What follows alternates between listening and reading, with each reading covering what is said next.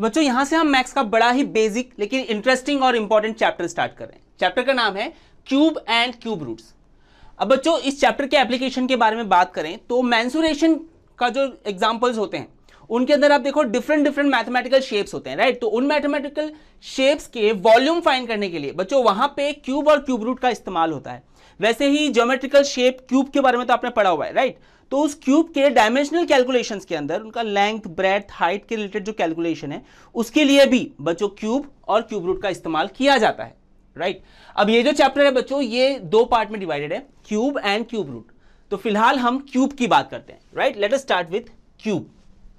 अब बच्चों आपने एक चीज तो पढ़ी है कि 1 स्क्वायर क्या होता है, 1 to the power 2, right. This is 1 square.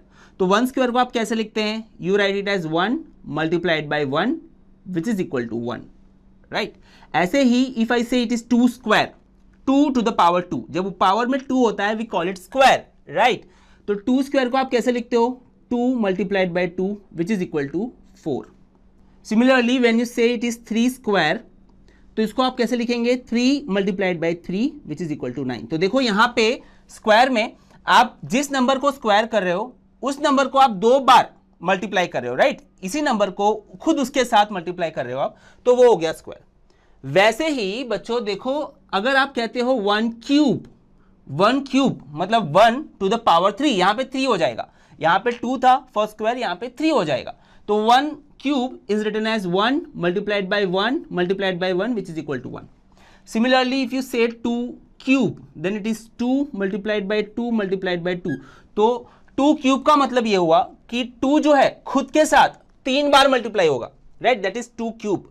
2 square में 2 जो है खुद के साथ 2 बार मल्टीप्लाई हो रहा था, तो 2 मल्टीप्लाइड बाय 2, यहाँ पे 2 क्यूब है तो 3 बार होगा विच इज इक्वल टू 8। वैसे बच्चों 3 square 3 cube which is equal to 3 into 3 into 3 this is equal to 27। तो इस तरह से आप स्क्वायर और क्यूब को कंपेयर कर सकते हैं, राइट।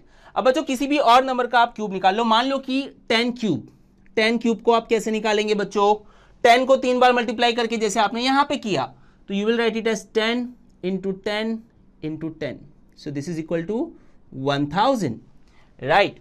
अब बच्चों देखो कोई भी नंबर आप यहां पे कंसिडर कर सकते हैं। तो जैसे हम यहाँ पे नेचुरल नंबर कंसिडर कर रहे थे, वैसे ही बच्चों देखो यहाँ पे आप -1 का क्यूब निकालें, -1 का क्यूब निकालें, तो -1 का क्यूब क्या होगा, it will be -1 multiplied by -1 multiplied by -1, right.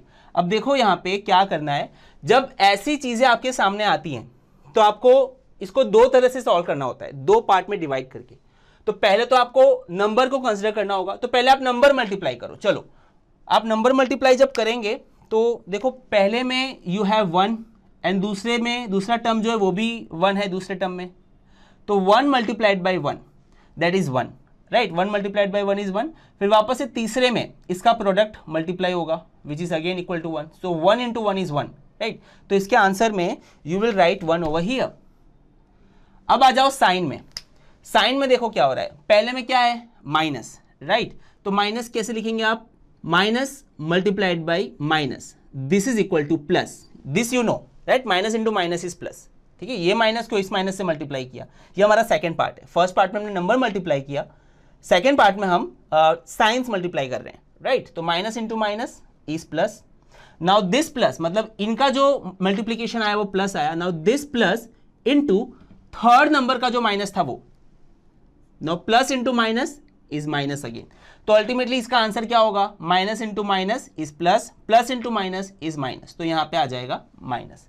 So -1 cube is -1, right.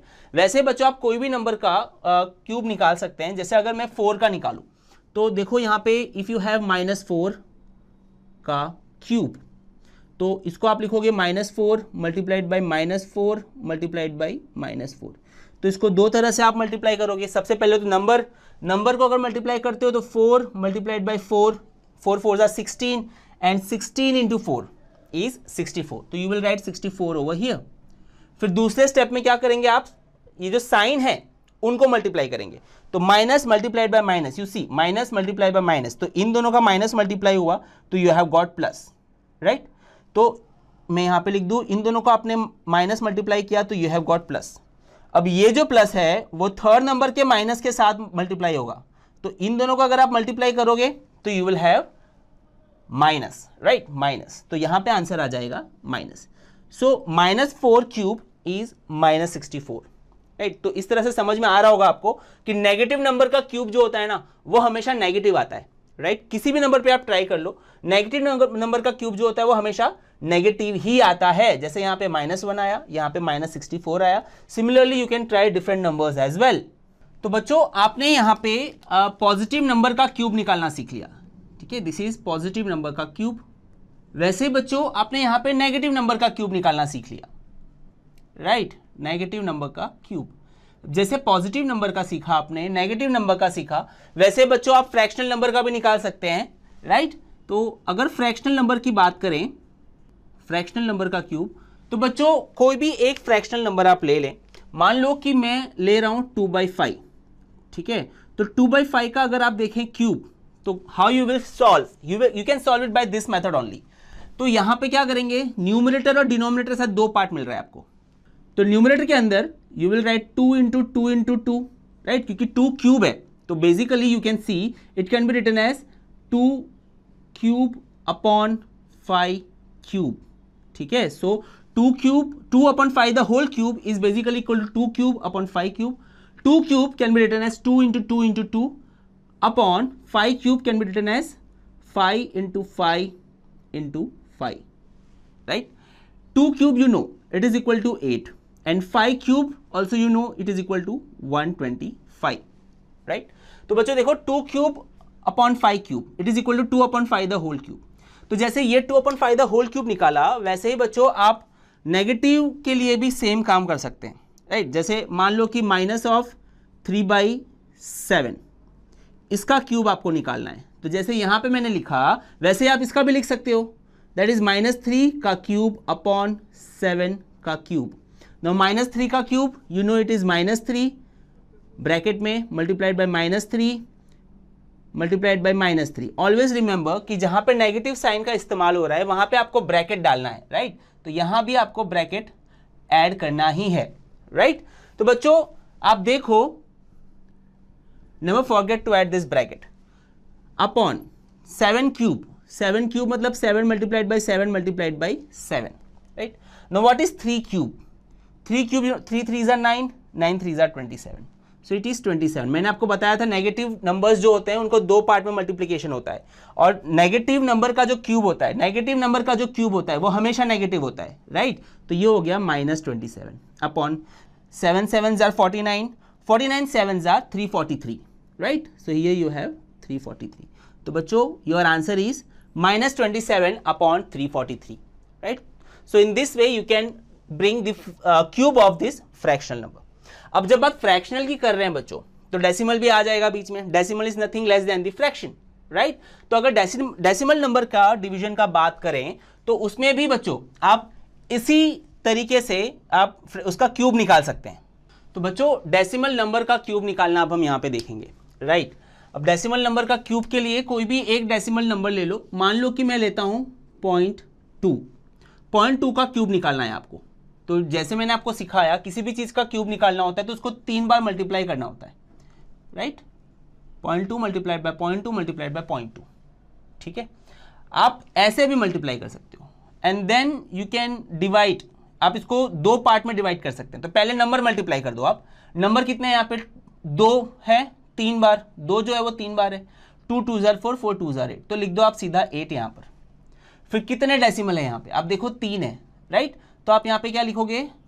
0.008, right. अगर आपको ऐसा नहीं करना है तो इसी चीज को आप दूसरी तरीके से फ्रैक्शनल के तरीके से सॉल्व कर सकते हैं।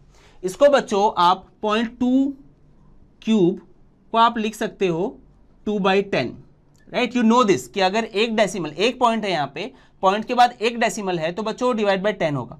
पॉइंट के बाद 2 डेसिमल होगा तो 2 0 के साथ डिवाइड होगा, मतलब 100 के साथ डिवाइड होगा, राइट।